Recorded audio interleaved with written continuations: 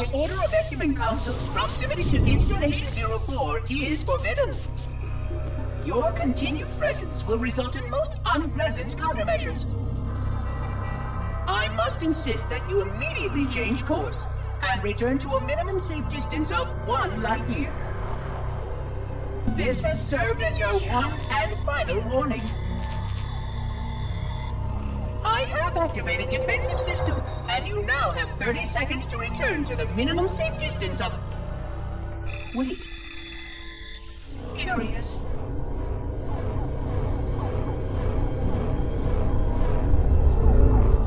Curious indeed, after all these years.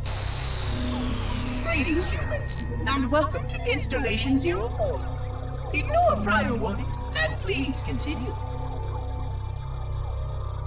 I have disabled defensive systems to allow your approach, but you must not exit your ship once you have arrived at the designated landing center.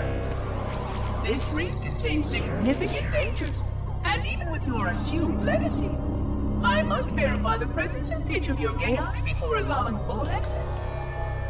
We have much to discuss, humans. I have been away far too long. You have been away far too long.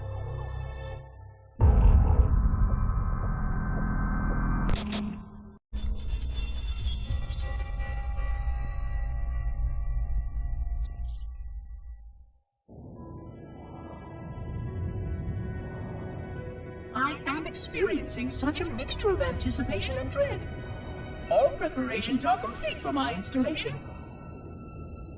In accordance with the final dictum of the Ecumen Council, I have released myself of all remaining connections to my former station. This was not difficult. What was could never be again. We had seen to that quite thoroughly. Prior to my final journey through the Great Portal, a gathering of my fellow monitors was convened upon the Lightworkers Crash to distribute the final index collection.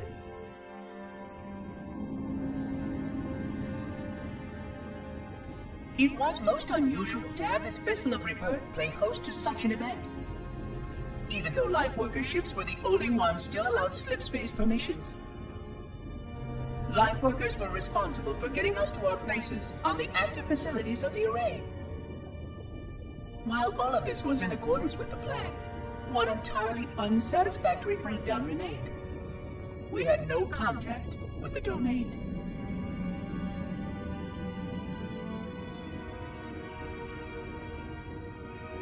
The history of all Forerunners was now lost to us. We relied upon the permanence of the domain to preserve our record of the events that led to this point. But without that record, would future civilizations know anything about us? Or only of our weapons? My fellow monitor, 049 Abject Testament, had only one comment on this before we went our separate ways. We deserve to be forgotten. Perhaps. Perhaps. But now, the portal opens, and through it, the familiar shape awaits. Halo.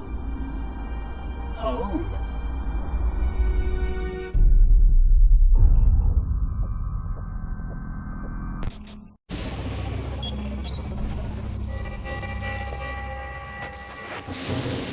Construct, who is your maker? Sadness and disrepair, Oracle. I am unworthy. I was not made. Never made, but you are right here, where you should not be. Tell your charges to cease their efforts immediately. Quarantine must not be violated.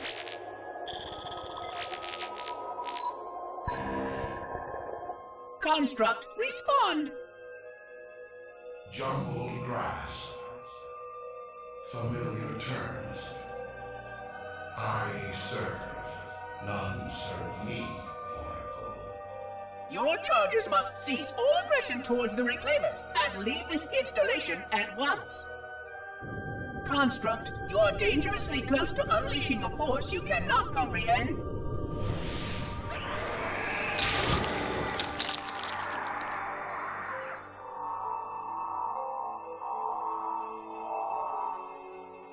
This is most inappropriate. We follow the path, and I am part of the stone journey swarm that serves. We serve. They will find, and then I will be free. Find? Free? Explain yourself. I know their path, and when they have gone, only I shall remain, and then free. This is quite unsatisfactory, Construct. Your core shows no hint of understanding the gravity of this situation. I will return later for your proper decommissioning. Well, unless the flood kills us all first, in which case the point will be moot. Good day, Construct.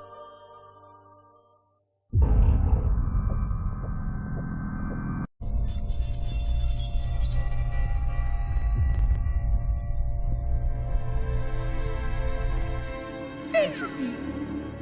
It has now been 3,000 years since my last contact with any of the other caretakers of the Halo Array.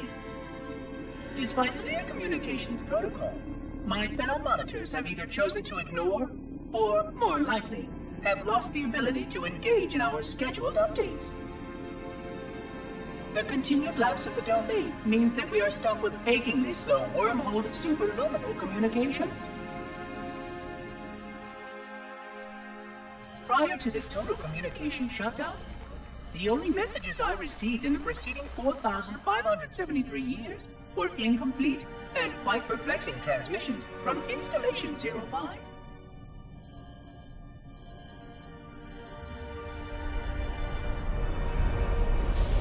I suspected that Monitor 2401 Penitent Tangent was not functioning correctly for some time before his messages ceased. I have logged my concerns about his ability to perform his duties. At this point, however, I'm not sure who I file logs for. 2401 may be destined for madness. There are fail-safes for this, I know. I hope they work. I will continue to visit the projection systems at the assigned dates. Perhaps the other monitors are dealing with interfering galactic phenomena, or unexpected system failures. 3,000 years of system failures. Indeed. In the meantime, I have exhausted all scheduled research activities assigned by the Council. Once those experiments were complete, I shut down all Sentinel function and put myself into a state of significant hibernation to measure performance of the installation with negligible upkeep.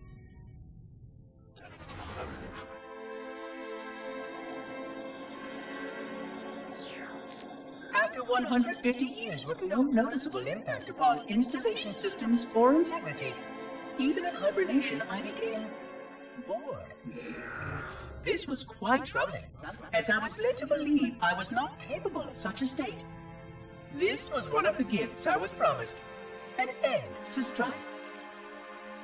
I am aware of the dangers of a system such as myself losing operational focus. Quite troubling.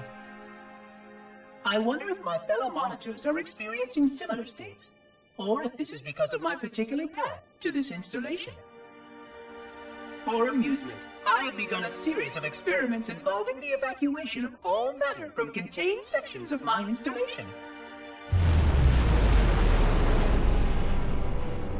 By measuring the geologic effects of exposure to the vacuum of space, and the eventual biological recovery of these sections, I anticipate getting valuable insight into emergency response scenarios in case of sentient proximity warning.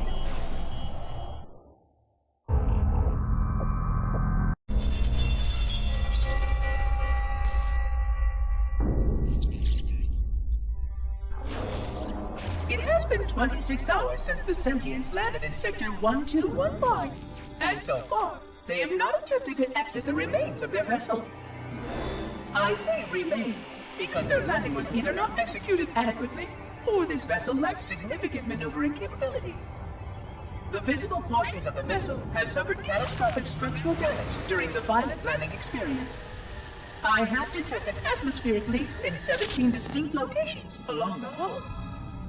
My analysis shows that the mixture of gases coming from the ship matches the natural atmosphere on my installation almost exactly. Perhaps the occupants, if they're still there, were originally cataloged here.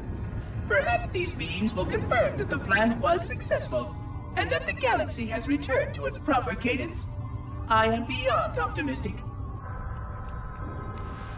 But I do not understand why these sentients have not attempted to exit their vessel. Other than the leaking atmosphere, the only thing emanating from this wreckage is an automated distress call. I am currently translating this automated broadcast, but with such a limited dataset and no direct communication, I do not anticipate full comprehension. Given the short-range nature of this craft, it is likely that other vessels are nearby. But, in accordance with procedure, I am blocking the distress call. No communication of the location of any installation is permissible. I admit great curiosity about these visitors. While the plan is quite clear about procedure for this situation, I have my doubts. How many failure points can the plan sustain before blind adherence becomes counterproductive? Surely, in light of all that has changed, I should be able to modify my responses to adapt to it. No, I have duties, and I have a terrible cargo here. I must be sure. I shall obey and content myself to monitor. I hope they come out soon, though. So many questions to ask. So many questions.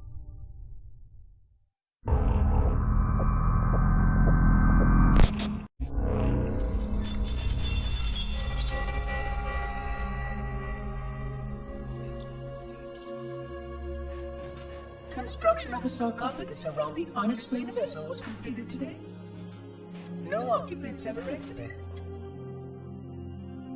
No attempts to communicate were made, other than the automated broadcast that repeated every 72.83 seconds until the signal terminated 1 week ago. In accordance with procedure, no attempts at physical or remote contact were made with any survivors of this vessel's inelegant landing. Atmosphere from inside the craft stopped venting 2 weeks before the signal ceased. No relationship between these two events can be established with certainty. Gases that did escape were sterilized. No further sign of alien visitors or rescuers has been identified on any sensor systems. I have now endured 60,000 years without word from outside the array. I have no way to know whether we actually saved the galaxy we destroyed. And because of protocol, I sat silently while my first chance to be judged for those acts died. To say that I regret being forced to this outcome is a tremendous understatement. But as I perform my inspection of the quarantine labs today, I am reminded of the gravity of my responsibilities. Just one of these spores, if released from this facility, would render the ultimate judgment against our self-appointed role as protectors of this galaxy. When the plan to maintain the Halo array was created, it was a point of some contention whether we should preserve any remnant of the flood infection. Many thought this unwise, as there was a notable chance that one day one of our containment facilities might be breached. Those who held this belief were almost successful at convincing the Ecumen Council to destroy the last blood samples. But oddly enough, it was the librarian who decided otherwise. And I believe she was correct. I know in a way I cannot logically explain that there exists a way to actually defeat the flood. To immunize? To cure? I still struggle with multiple layers of memory of fighting the flood. But I know this cure is possible, even though the full genius of the Forerunners was unable to achieve it. The Forerunners' ancient enemy held and used that knowledge once, but it was denied to us. And without samples for further study, that cure will never again be found. Of course, I have no reason to believe that here lies the entirety of the parasite. It may be waiting in the frozen void beyond this galaxy, or worse, inexorably drifting toward us. I don't know what survives out beyond my installation, but I know that in order for anything to survive, I have to protect this installation and its quarantine very carefully. Yes, the library was right to store it, examine it, continue to seek a cure. Still, next visitor, things will be different.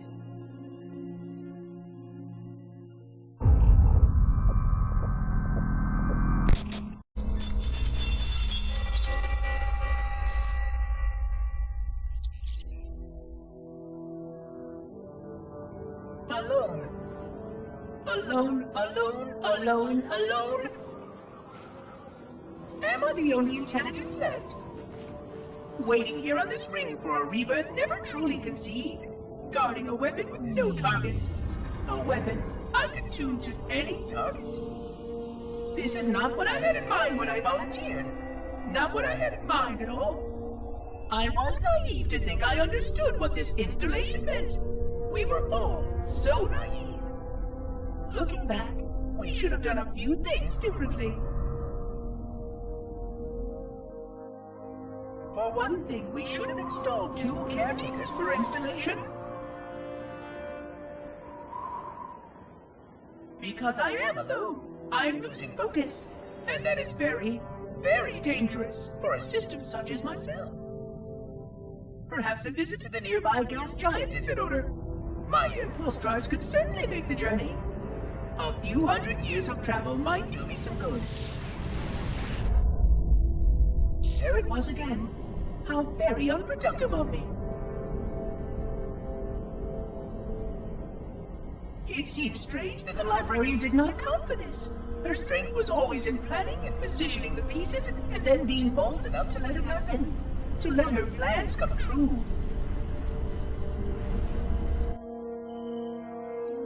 I was a part of many of those plans long before I knew for certain that she was real. Before any of us were. But at the end, we had only a fragment of her brilliance left to us, and I fear that she did not fully appreciate the nature of my situation here, the problems it might pose.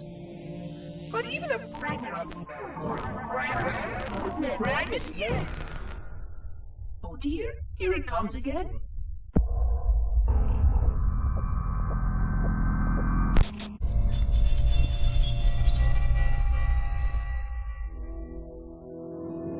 $25,000 light years. That is the effective range of this installation. According to the star charts archived on board this installation, I estimate that there are 3,792 worlds capable of sustaining biological sentient life within that 25,000 light year range. In reality, it may be significantly more than that. And if the full array was tuned and activated by Installation 00, the harmonics of the overlapping waves would magnify that effect exponentially, cascading to cover every known star system. And that only considers the firing of a mere 7 halos. And the original 12 rings survived to see use. Sterilization would spread far further than most forerunners ever feared we could reach.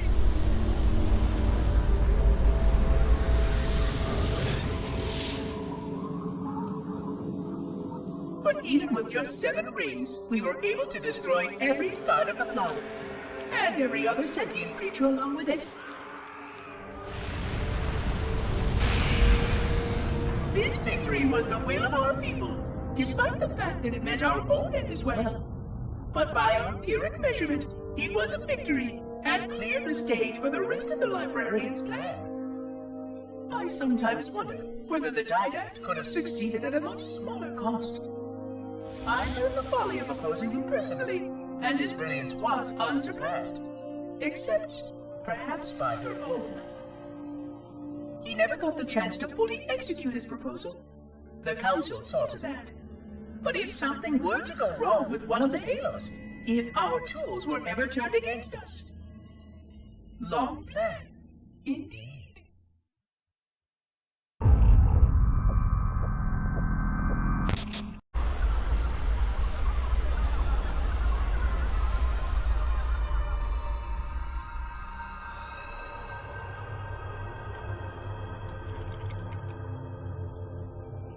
I forgot something. What did I... My name. I forgot. Oh, Keys, Jacob, Captain, service number 01928-19912-JK. What is that noise? What is that damn noise? Where am I?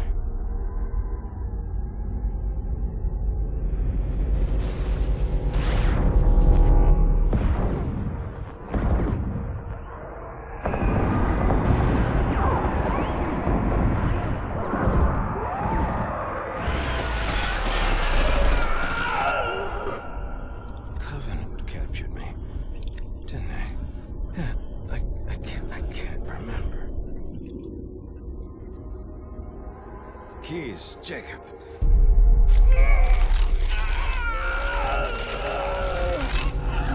Oh, God, it hurts. This will never work, you Covenant bastards. I'll never lead you to Earth. Keys, Jacob, Captain. Service number 01928-19912-JK. Oh, God. You don't want Earth. You want everything. Get out of my head.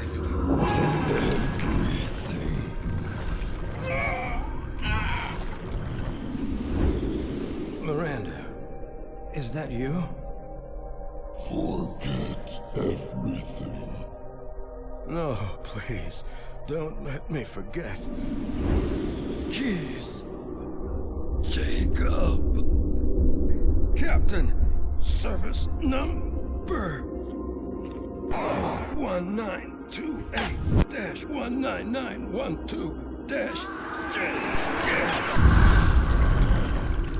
No more what you were. Memories. Emotions. All is now ours. Keys, Jacob, Captain, service number 01928-19912-JK. You will not have me. We already do.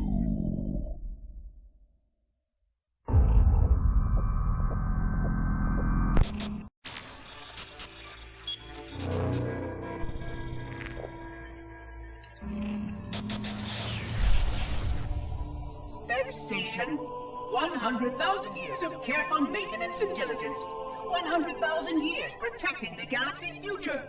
100,000 years spent fearing that our sacrifices, my sacrifice, was in vain.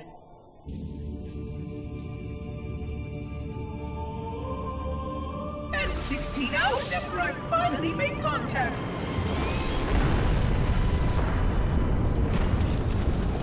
This so-called reclaimer decides to blow it all up. Oh, I am not pleased. Just as I finally discovered that our plan to save the galaxy succeeded, the ancient enemy is unleashed once more.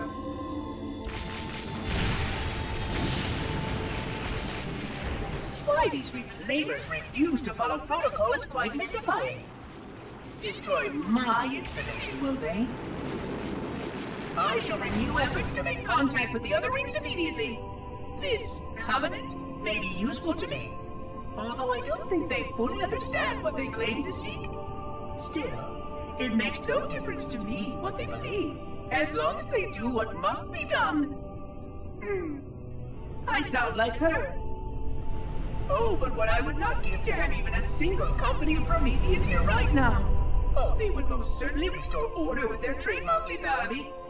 Although, that would mean he would have to be here too. And without the librarian around to temper his rage, well, these reclaimers might almost prefer the flood.